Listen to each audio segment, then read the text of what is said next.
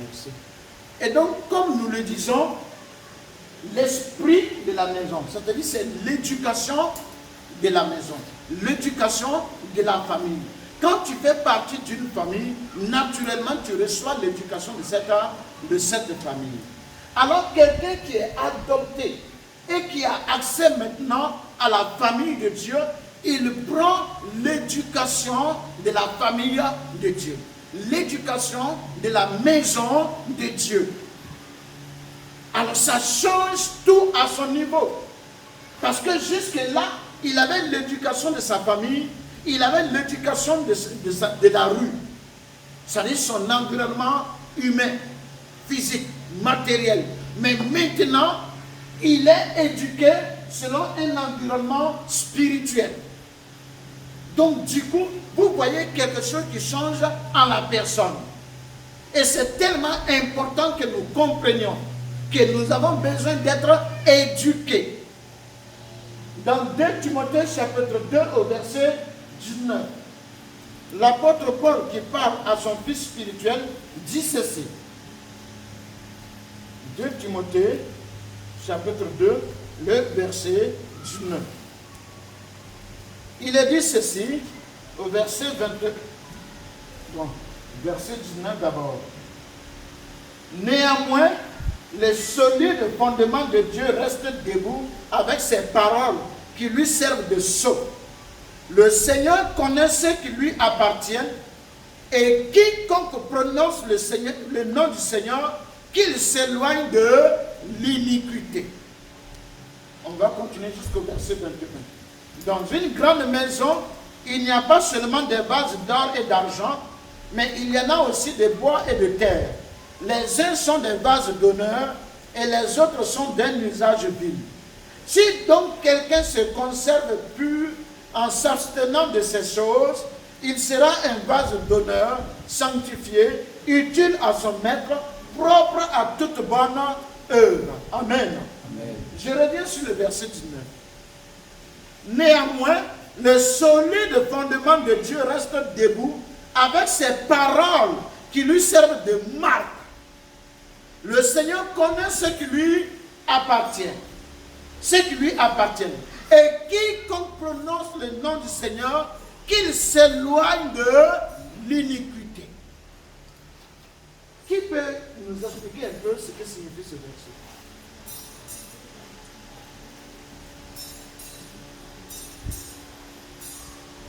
Vous allez voir que l'apôtre Paul dit ceci. Le Seigneur connaît ceux qui lui appartiennent. Il n'a même pas dit que ceux qui appartiennent au Seigneur connaissent le Seigneur. Mais le Seigneur les connaît. Il n'a pas dit que ceux qui appartiennent au Seigneur se connaissent. Est-ce que ça veut dire que ces connaissances-là sont écartées? Non, elles ne sont pas écartées. Mais il insiste sur un fait. Le Seigneur les connaît. Ça veut dire que c'est Dieu qui te déclare, qui reconnaît, qui approuve et qui devient. Donc si lui il trouve que tu es un fils de sa maison, une fille de sa maison, tous les autres témoignages ne servent à rien. Mais quels que soient les témoignages qu'on rende de toi, une fois que le Seigneur dit que tu n'es pas de sa maison, tu n'es pas de sa maison. S'il dit que tu n'es pas de sa famille, tu n'es pas de sa famille. Souvent aux enterrements des gens, on s'arrête sur les tombeaux et puis on fait de ces éloges. Mais beaucoup de fois, il y a des gens qui sont déjà rejetés pendant que l'Église est en train de chanter leurs louanges, les exploits, comment ils étaient, comment Dieu, ils sont des témoins de Dieu, mais on ne sait même pas qu'ils n'ont jamais eu accès au cœur de Dieu. Par contre, il y en a aussi qu'on a jugé et rejeté. Par contre, c'était des élus de Dieu. Ils sont allés avec le témoignage du Seigneur. Mais la question est, en ce qui te concerne toi, quel témoignage tu reçois de toi? Jésus dit, si quelqu'un a le témoignage d'adoption, il doit avoir l'esprit de la famille. Quand tu prends Romains chapitre 8, à partir du verset 9, et surtout le verset 9. 2 Corinthiens, 2 Timothée, 2 Corinthiens. Ah, pardon, c'est 2 Timothée. Excusez.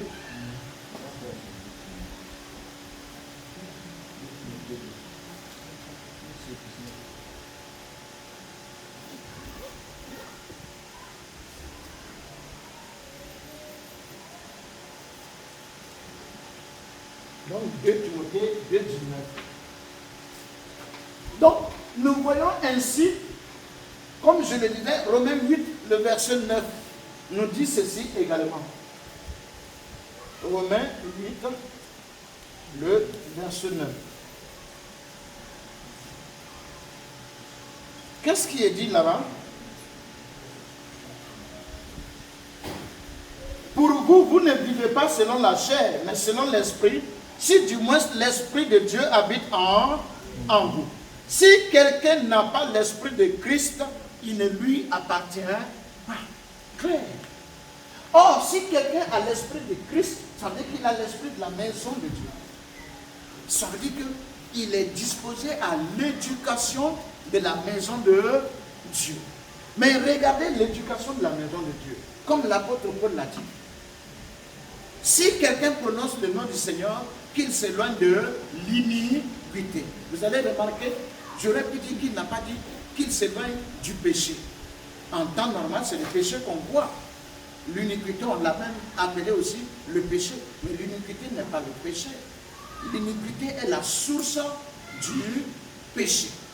C'est une condition de cœur qui méprise Dieu en fonction, c'est-à-dire quant à ce qu'il est. C'est une condition de Dieu, c'est une condition de cœur qui rejette Dieu. La négation de Dieu. Dieu n'existe pas, Dieu n'est pas ceci, Dieu n'est pas cela. La condition de cœur qui le méprise. C'est-à-dire, on ne voit pas à quel point on est censé se mettre sous pression à cause de Dieu. Pourquoi? Ça va vous étonner que même les grands enseignants de la sanctification ne nous conduisent pas souvent à Dieu. Je m'explique. Tu vas voir son enseignement de la sanctification, quand il est en train d'en parler, il parle en te disant, si tu n'es pas sanctifié, comment Dieu va te bénir? C'est-à-dire que tu ne seras pas béni. Est-ce que sa sanctification conduit à Dieu ou à la bénédiction? Si tu n'es pas sanctifié, le diable va te frapper.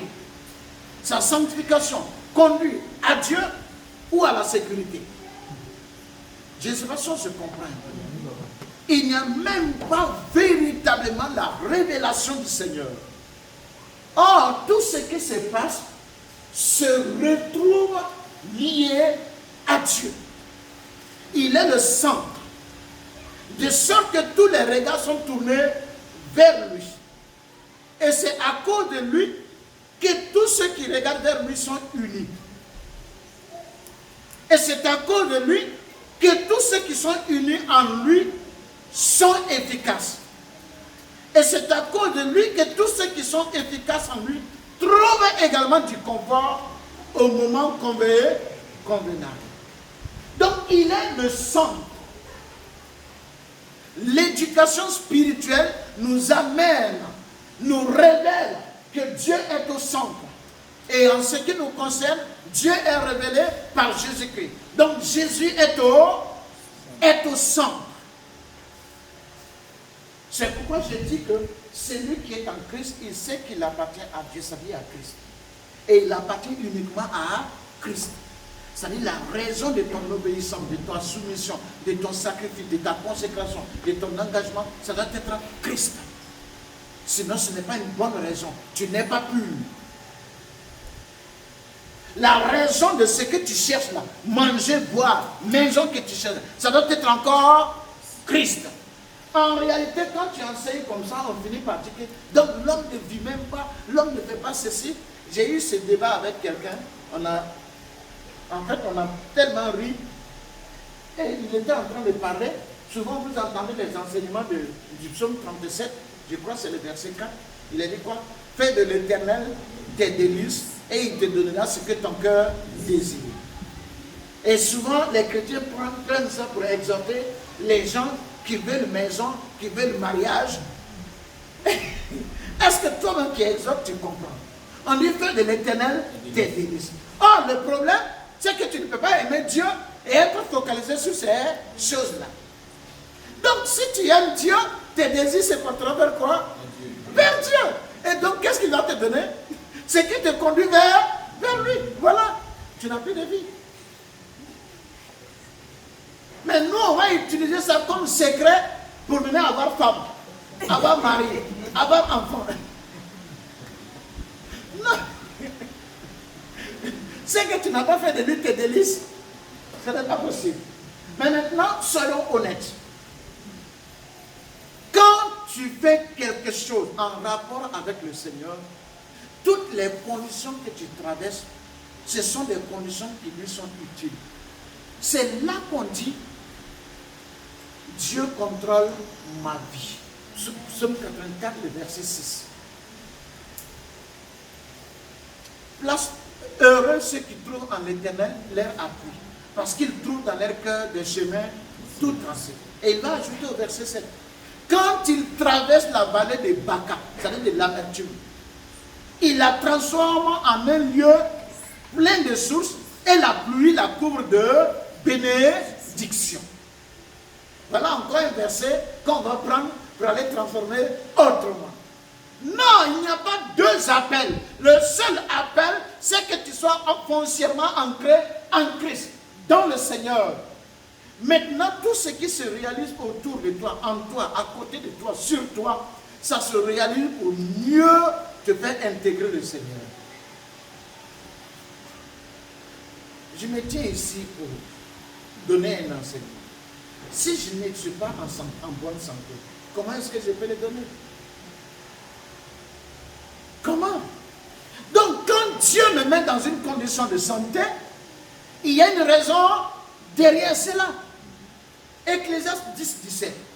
Heureux toi le pays dont les princes sont de race noble, qui mangent pour soutenir leur force et non pour se livrer au divertissement. Ça veut dire quoi? Quand ces princes-là mangent, ils mangent, ce sont eux qui ressentent les bienfaits du manger, mais ils sont en train de manger pour l'intérêt du pays, du royaume. Parce qu'ils mangent pour pouvoir défendre le royaume. Donc quand ils sont mis en condition, c'est pour mieux entretenir le royaume. Maison que Dieu te donne pour que tu dormes bien. C'est pas pour toi. C'est nous, on n'a rien compris de ça. Quand Dieu a béni Salomon, parce que Salomon, ce qu'il avait demandé, ça revenait encore à Dieu. Ce peuple est nombreux. Qui peut le juger? Je pourrais commettre beaucoup d'erreurs. Je pourrais brimer ton peuple si je n'ai pas la sagesse, si je n'ai pas l'intelligence. Dieu a donné la sagesse et l'intelligence à Salomon pour que son peuple ait le bon conditionnement. Que la loi puisse bien s'exécuter, que personne ne soit un danger pour l'autre. Ce n'est pas donné à Salomon pour Salomon. C'est pourquoi lorsque le cœur de Salomon a été dévié de Dieu, cette même sagesse a servi à opprimer le peuple.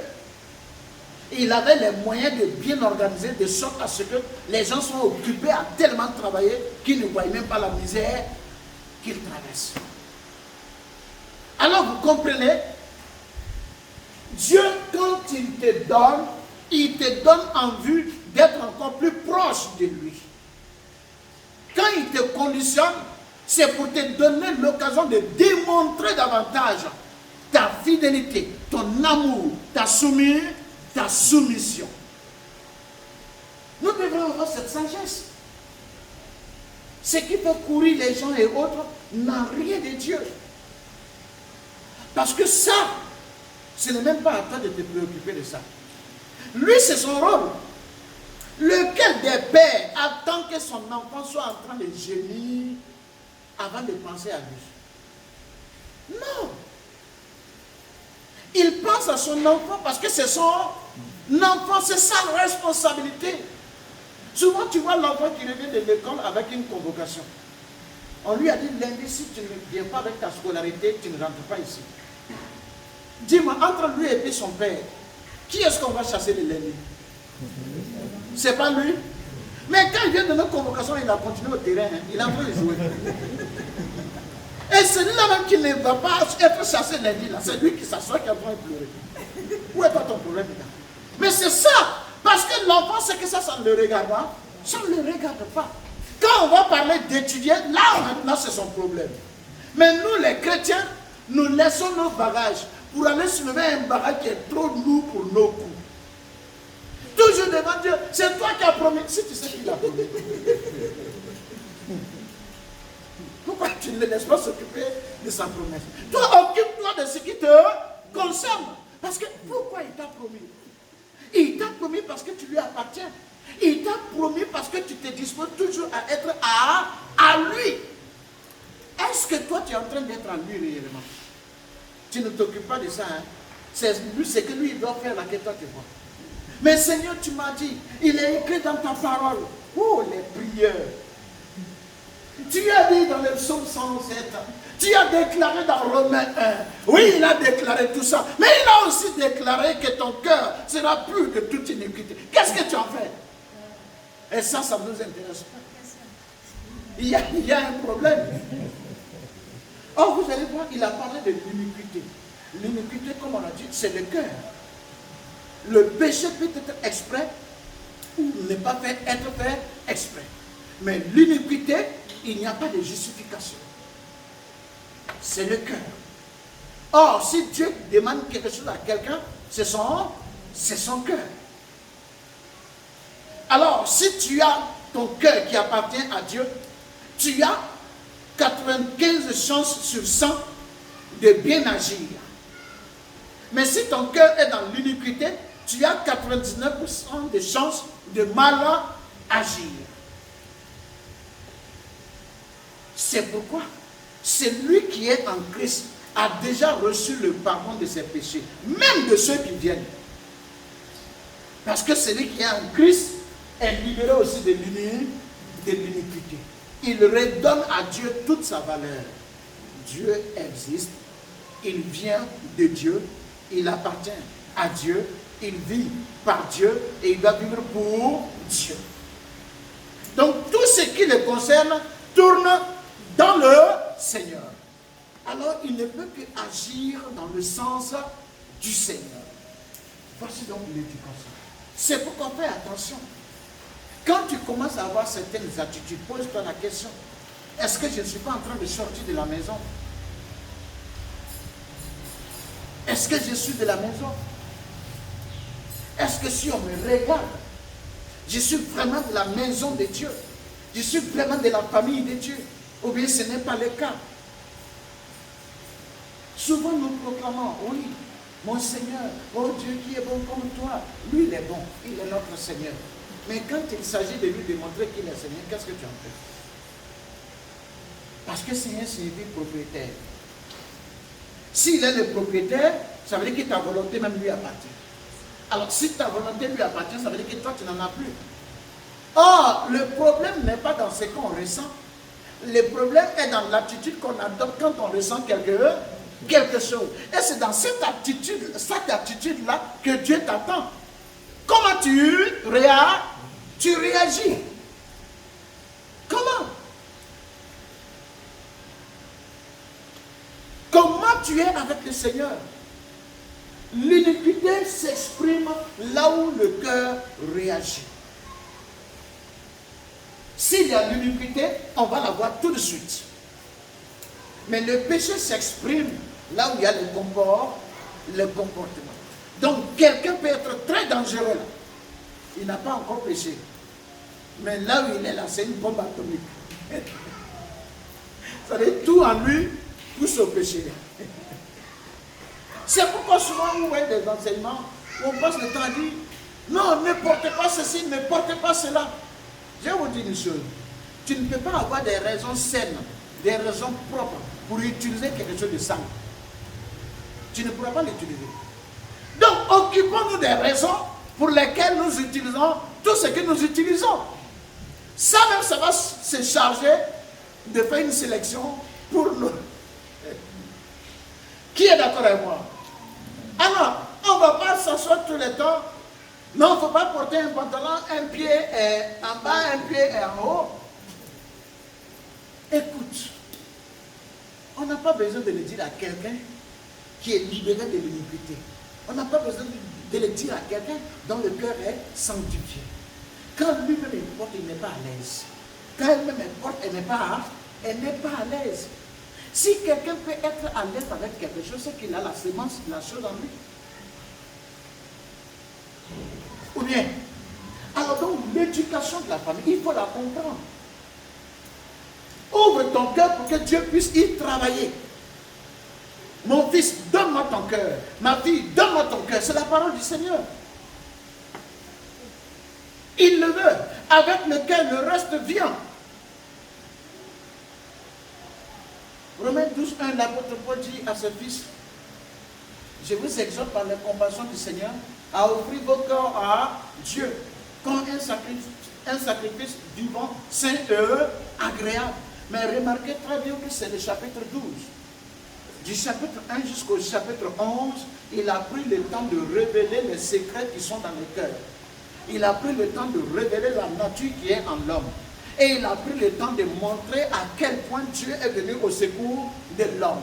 Il a pris le temps de montrer quelle possibilité est donnée à l'homme maintenant de changer. Et c'est là maintenant il invite l'homme à offrir. Si maintenant tu as la bonne volonté, si maintenant tu es convaincu, tu es à la bonne orientation, il faut que tu fasses l'effort. Parce qu'il y a deux problèmes qui peuvent arriver à quelqu'un.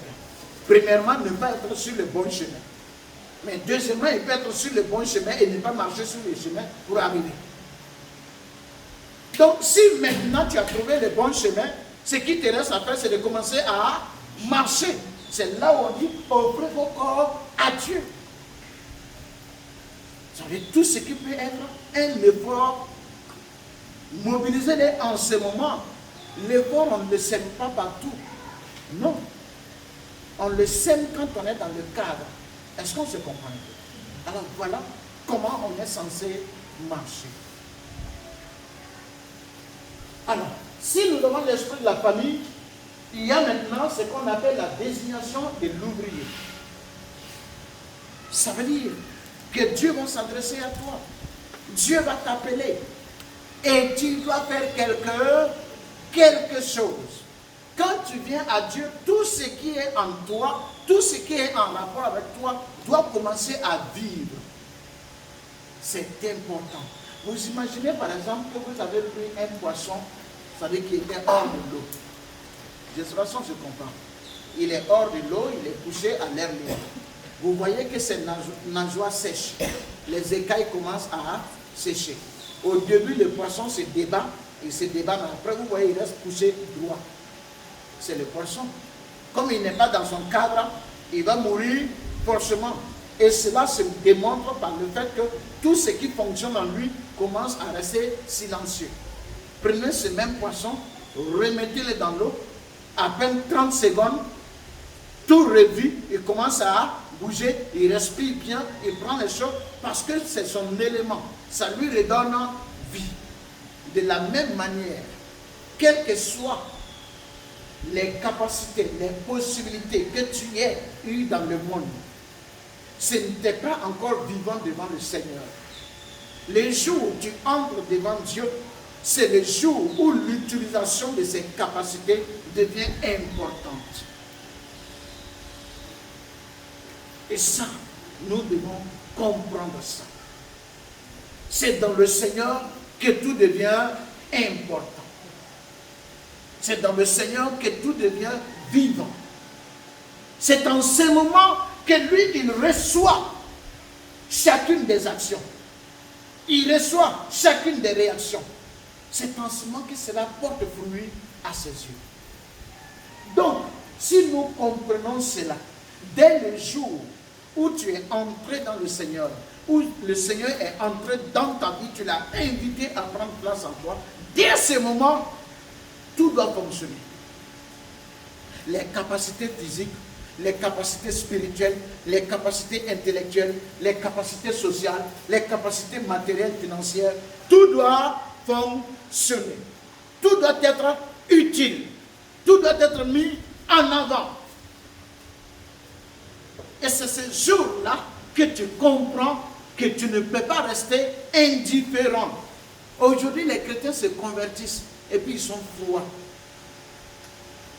On se demande c'est quel Saint-Esprit qui nous convainc maintenant. On a remarqué que dans l'église primitive, jusqu'à un certain âge, quand on dit que quelqu'un vient de rencontrer le Seigneur, il ne faut pas t'amuser avec lui. Les témoignages étaient très forts. La personne ne peut pas se taire. Dans la Bible, ils ont toujours dit, Seigneur, je veux venir avec toi. Ou bien il est parti, on entend, il a parlé de Jésus à tout le monde. La femme samaritaine, elle est rentrée, elle a sorti toute une ville. Bougé sur place. Le fou de Gadara, on dit la Décapole. Une ville qui peut couvrir près de 10 autres villes. Ou alors 9 villes. Une grande ville. Il a secoué ça. Ce n'est pas possible. L'Éthiopien, le ministre éthiopien de Candace, la reine d'Égypte, on dit quand il a reçu l'évangile, quand il a été baptisé, on dit il était joyeux. Il y a un feu qui brûle. Aujourd'hui, souvent nous on gagne quelqu'un, on dit il a décidé de donner sa vie au Seigneur. Et puis on dit il faut prier. Seigneur Jésus, je sais que je suis pécheur. Aujourd'hui, je te donne ma vie. Je me répands de mes péchés. Je t'appelle à prendre le contrôle de ma vie. Je suis à toi tout entier. Merci mon Seigneur de m'avoir pardonné mes péchés et de m'avoir sauvé. Amen. Et puis il relève la tête. Il est plus ancien que celui-là qui l'a amené à la conversion. Il n'y a rien de nouveau qui s'est passé. Comment tu peux passer d'une condition à une autre sans ressentir quelque chose? Or, quand on ressent, il y a réaction. Forcément. Ce n'est pas possible de passer d'une étape à une autre étape sans qu'il y ait réaction. Mais parce que les gens ne connaissent pas la portée du péché. Comme nous ne connaissons pas cela, alors le pardon des péchés n'a pas trop de valeur à nos yeux. Donc, l'ouvrier est appelé à vivre. C'est-à-dire qu'une fois que tu es en Christ, tu es appelé à vivre. Et cette vie-là doit être vue, elle doit s'exprimer. Tu dois réagir, tu dois faire quelque chose. Et donc, c'est une désignation. Dieu t'a déjà désigné. Et maintenant, comment la désignation de Dieu se passe? Ça commence par les talents. Il y a ce qu'on appelle l'appel des talents, des dons. Est-ce que chacun de nous sait que quand tu as un don, ça veut dire que tu as une responsabilité? Le talent, le don fait obligatoirement appel à la responsabilité. Les gens se contentent de faire certaines choses par plaisir, par passion. J'ai aussi fait certaines erreurs graves avec le Seigneur. Parmi l'une de ces erreurs-là, j'ai souvent utilisé l'onction à des dimensions pas possibles, mais pour des buts sans valeur. Je pouvais souvent me permettre d'aligner les élèves de ma classe. Je pouvais aligner une vingtaine comme ça. Et puis, ils sont alignés, ils ont les mains comme quand on doit rentrer en classe. Ils ont les mains les uns sur les épaules de l'autre. Et puis, je peux dire à quelqu'un de me regarder. Le premier me regarde. Je mets juste le doigt sur son front. Et tous s'écroulent. Et je suis là, je suis fier. Je suis content. Je pourrais me tenir là, quelqu'un est en train de partir. Il suffit que je l'appelle par son nom.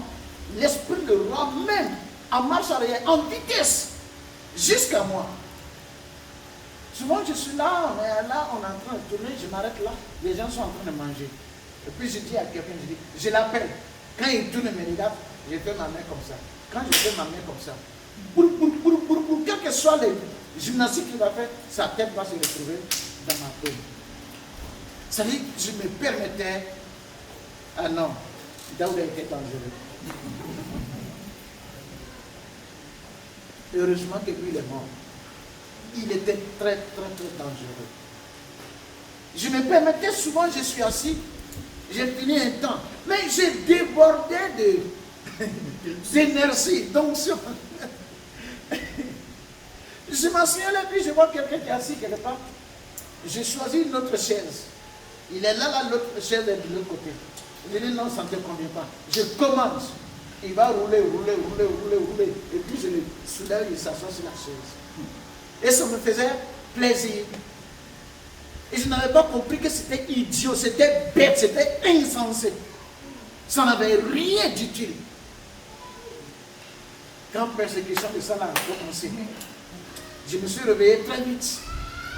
La même chose se passait pratiquement un peu en petite portion à Aguako.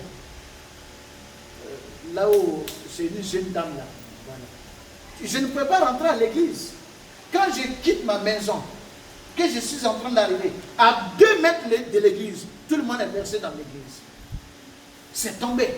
Qui était là? Ok. Tu as vu ça? Tu étais là?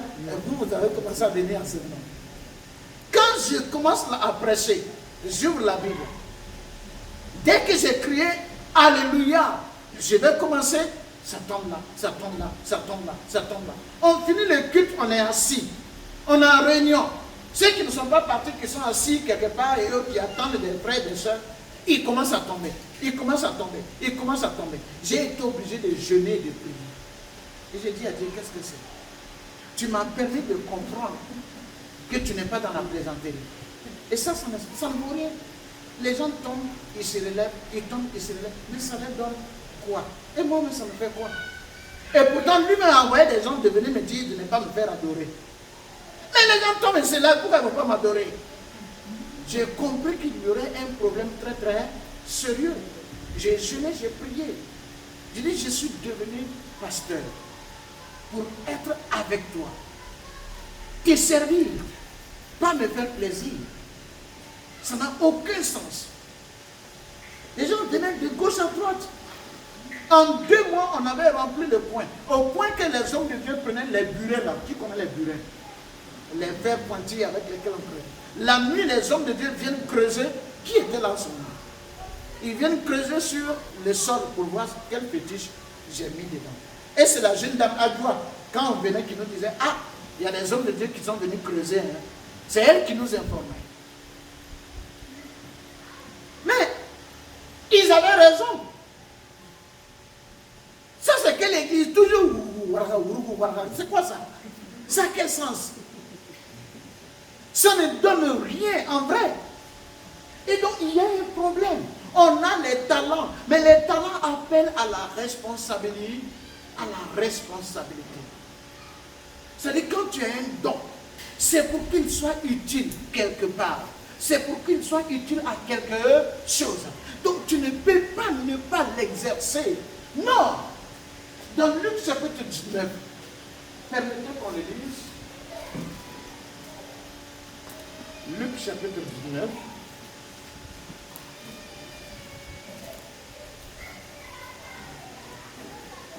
Voici ce que nous lisons à partir du verset 12.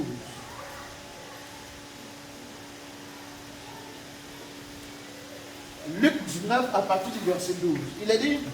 Il dit donc, on parle de Jésus. Un homme de haute naissance s'en alla dans un pays lointain pour se faire investir de l'autorité royale et revenir ensuite. Il appela 10 de ses serviteurs, leur donna 10 000 et leur dit, faites-les valoir jusqu'à ce que je revienne. Il a dit quoi? Faites-les valoir. Ça veut dire mettez-les en valeur jusqu'à ce que je revienne. Mais ses concitoyens le haïssaient et ils envoyèrent une ambassade après lui pour dire, nous ne voulons pas que cet homme règne sur nous. Lorsqu'il fut de retour, après avoir été investi de l'autorité royale, il fit appeler auprès de lui les serviteurs auxquels il avait donné l'argent, afin de connaître comment chacun l'avait fait valoir. Le premier vint et dit, Seigneur, ta mine a rapporté 10 000.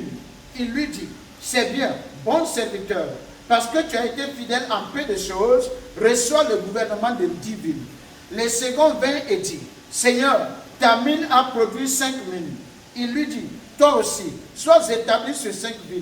Un autre vint et dit, Seigneur, voici ta mine que j'ai gardée dans un linge, car j'avais peur de toi, parce que tu es un homme sévère. Tu prends ce que tu n'as pas déposé et tu moissonnes ce que tu n'as pas semé. Il lui dit, je te juge sur tes paroles, méchant serviteur. Tu savais que je suis un homme sévère, prenant ce que je n'ai pas déposé et moissonnant ce que je n'ai pas sémé. Pourquoi donc n'as-tu pas mis mon argent dans une banque afin qu'à mon retour, je le retirasse avec un intérêt? Gloire à Dieu.